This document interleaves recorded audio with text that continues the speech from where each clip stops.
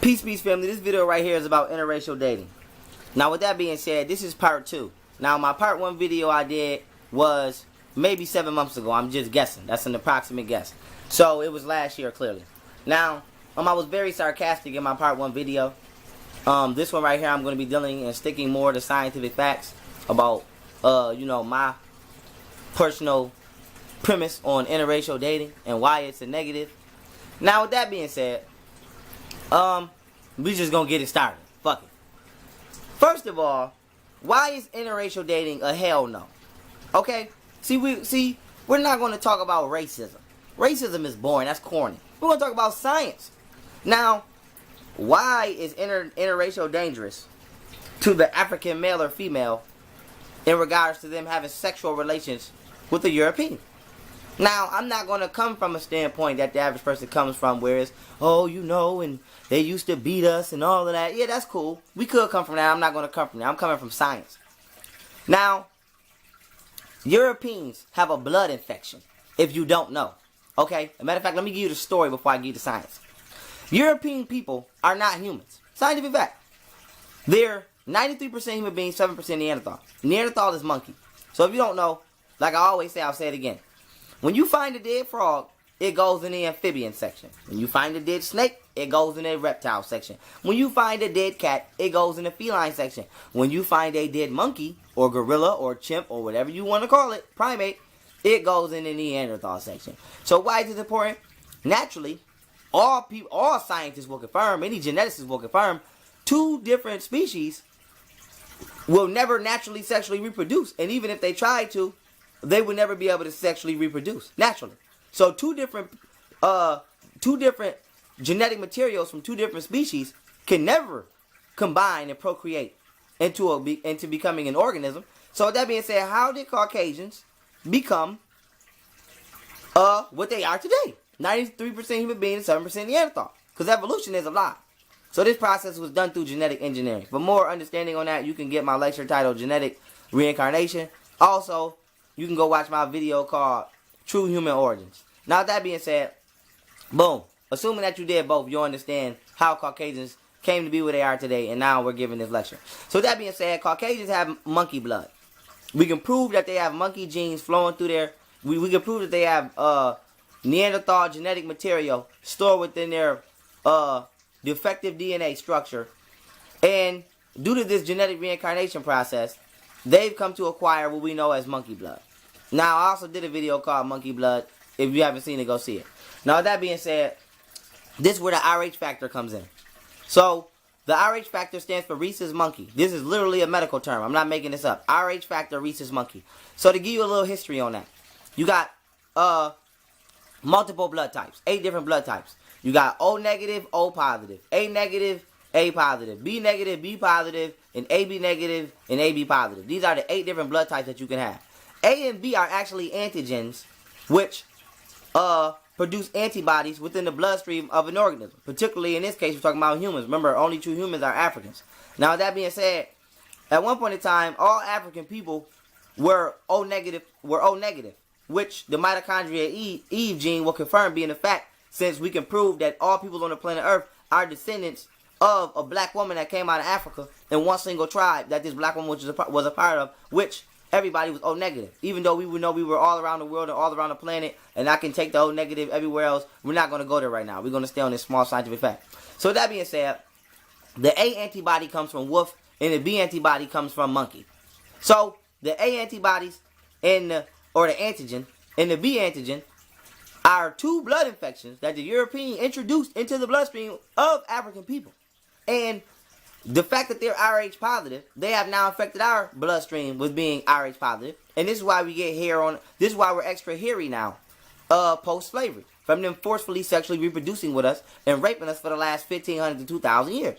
So this is why when you see a traditional African people are not hairy. They don't have hair on their legs, hair on their back, hair on their arms. Okay? They're not hairy. Melanin is condensed sunlight. It does not produce hair.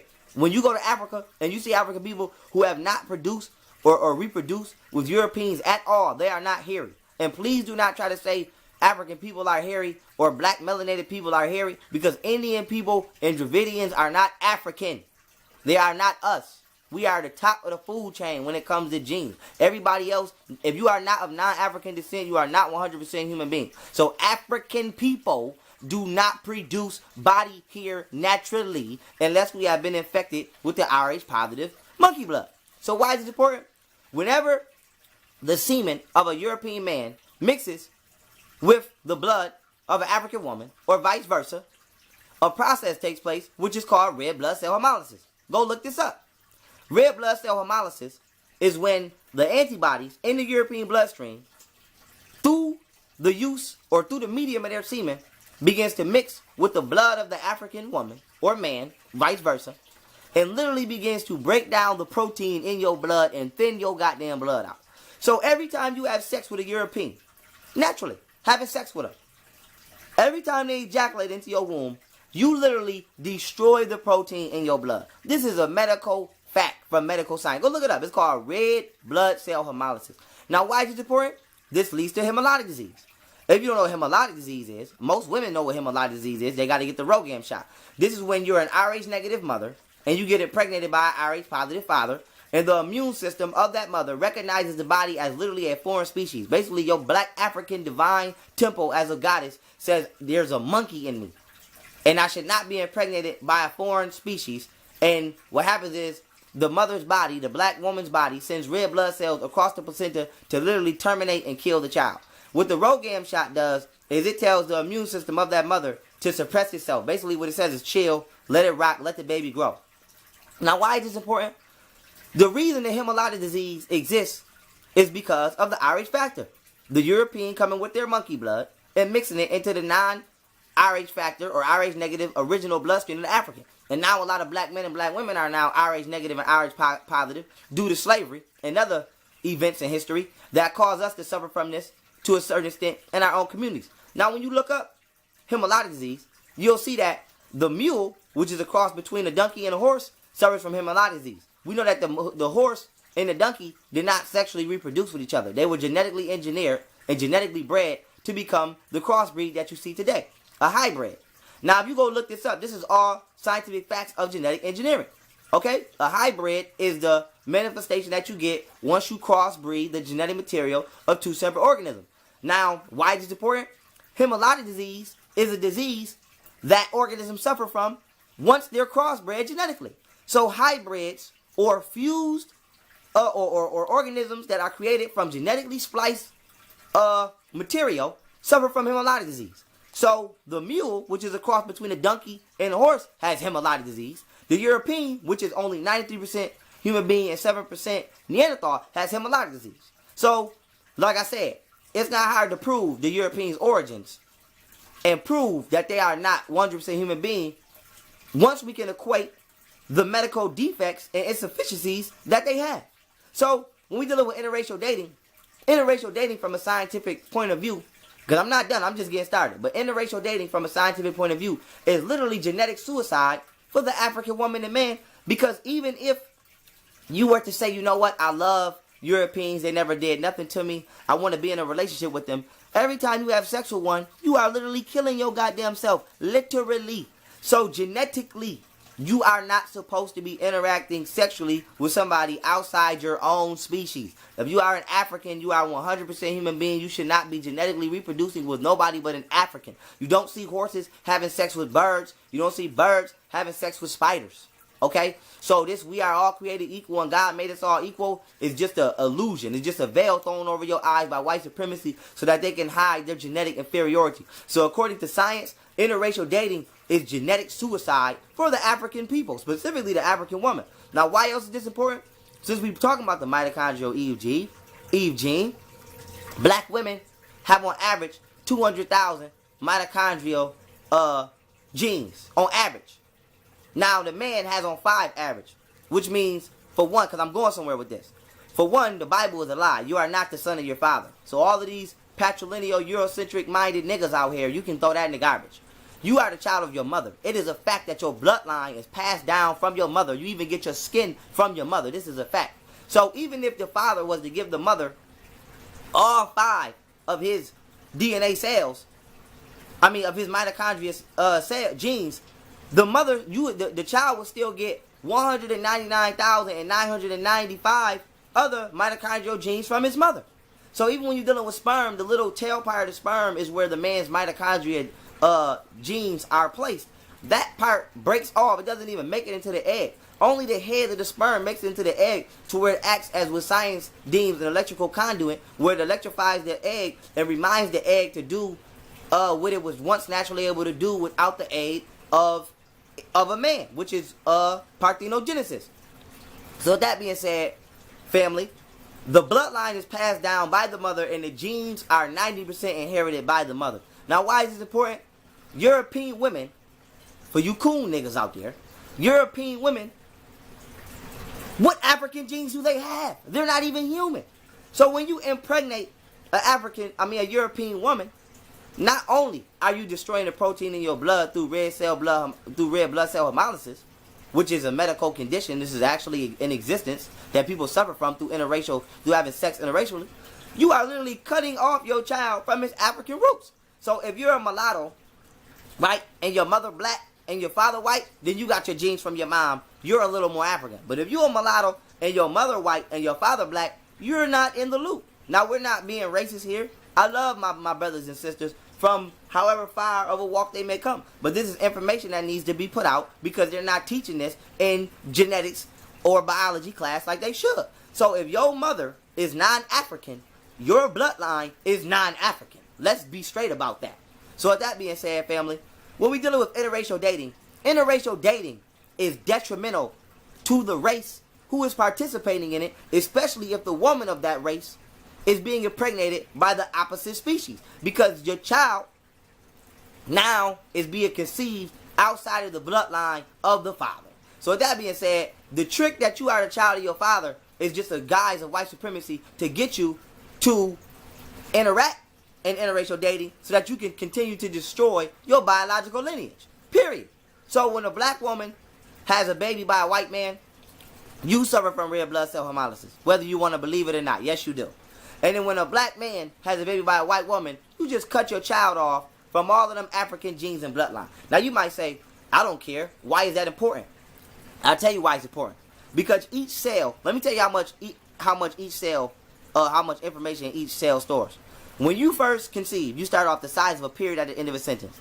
By the time you're watching this video now and you're a child, teenager, adult, or elder, your body, that period, has now multiplied itself into trillions of cells. So why is this important? Encyclopedias contain information. The biggest encyclopedia in the world contains 25,000 pages. Your one small period-sized cell, mind you, you're made up of trillions of cells. Your one period-sized small cell stores enough information on an individual scale to fill up 1 million pages in an encyclopedia. That means you fill up 999,975,000 more pages than the biggest encyclopedia in the world today. Now that's how much information you have stored in your one cell, and multiply that by trillions that just make up you, and then multiply that by how many mothers or grandmothers that you have had that have passed down all of their genetic information to you. So if you're an African, and let's say we've been on this planet for trillions of years, but according to science, billions of years, according to the white man science, let's just go with the white man science for a minute. If we've been here for 1 billion years, we've been here for more, but let's say 1 billion years. You have probably, let's say on average, 1 billion grandmothers, right? Let's just be humble with the number. 1 billion.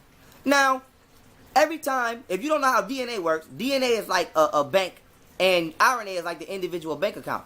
DNA stands for deoxyribonucleic acid. RNA stands for ribonucleic acid.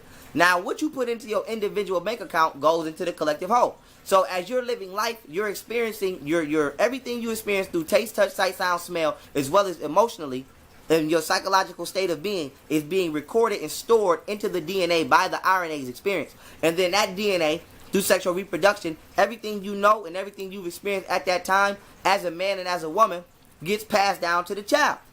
Now, I'm going to bring this back. Everything that your first grandmother experienced was passed down to her daughter. And then so on and so forth. And now 1 billion children have been manifested, right? So you got all of this information.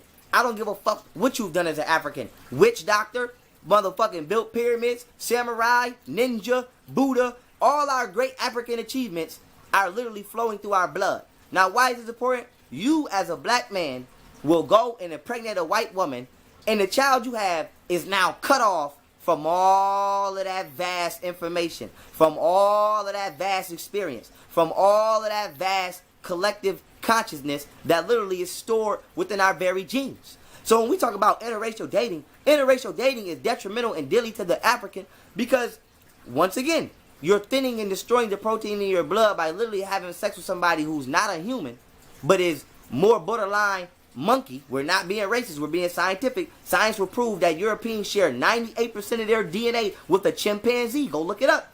And a wolf. So with that being said, not only are you destroying your bloodline through sexual interaction with somebody who's not a human, when you're a man and you get impregnated a woman who's not African, you cut your child off from all of the greatness and all of the historical achievements that have been stored as a collective experience of consciousness in our blood.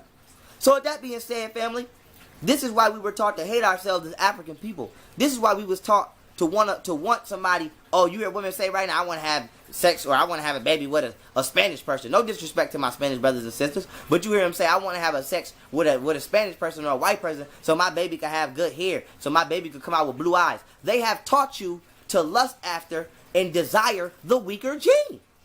Because brown eyes are melanated. Don't nobody want no goddamn blue eyes.